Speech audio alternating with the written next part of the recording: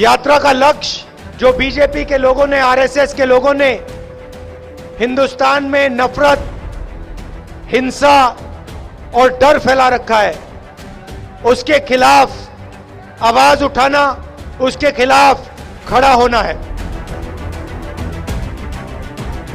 इन सड़कों पे मुझसे हजारों युवा मिले हैं और उन सब से मैं पूछता हूं, क्या पढ़ रहे हो? जवाब मिलता है, कोई कहता है यूनिवर्सिटी में हूं, कोई कहता है स्कूल में हूं, कोई कहता है कॉलेज में। उसके बाद मैं पूछता हूं क्या करना चाहते हो? 5-6 जवाब मिलते हैं। इंजीनियरिंग करना चाहता हूं, डॉक्टर बनना चाहता हूं। ये देखो, क्या क्या बनना चाहते हो? आर्मी। ये आर्मी में देश की रक्षा करना चाहते हैं। तो हर युवा कोई ना कोई सपना देखता है और उस सपने को पूरा करने के लिए उसे रोजगार की जरूरत होती है। हर युवा रोजगार चाहता है और इस हिंदुस्तान में, इस महाराष्ट्र में हमारे युवाओं को आज रोजगार नहीं मिल सकता।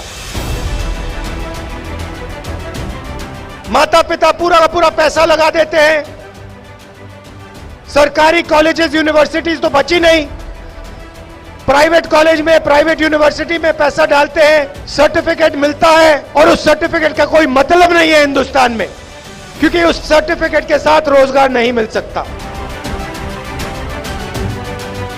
यह क्यों हो रहा है?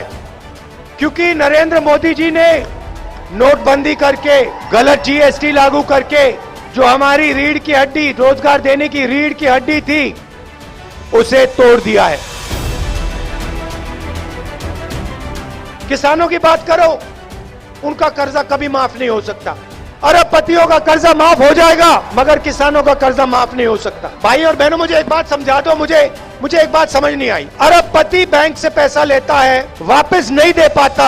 सरकार के लोग, ब्यूरोक्रेसी के लोग कहते हैं नॉन परफॉर्मिंग एसेट है। अच्छा, वो कर्जा लेते हैं लाखों करोड़ का, लाखों करोड़ का कर्जा वापस नहीं देते, माफ हो जाता है, उनके बारे में कहते हैं भैया ये तो नॉन परफॉर्मिंग एसेट है। मगर किसान 50,000 रुपए का लोन लेता है, लाख रुपए का लोन लेता है, उसको नॉन परफॉर्मिंग एसेट नहीं कहते, उसको कहते हैं ये डिफॉल्टर है। उसका घर ले जाते हैं, उसकी जमीन ले जाते हैं।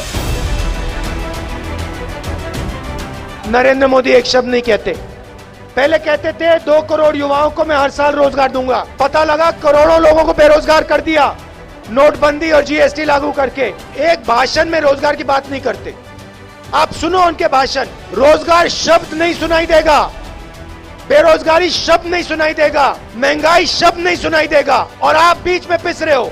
बेरोजगारी और महंगाई के बीच में हिंदुस्तान का गरीब, हिंदुस्तान का किसान, हिंदुस्तान का मजदूर, छोटा दुकानदार पिसे जा रहे हैं सब। देश को जोड़ने से, देश में अहिंसा फैलाने से, देश में भाईचारा फैलाने से इस झंडे को फायदा होता है। तो ये लोग कहते हैं हम देशभक्त हैं। ये कौन से देश के देशभक्त हैं जो हिंदुस्तान को बांटे जा रहे हैं?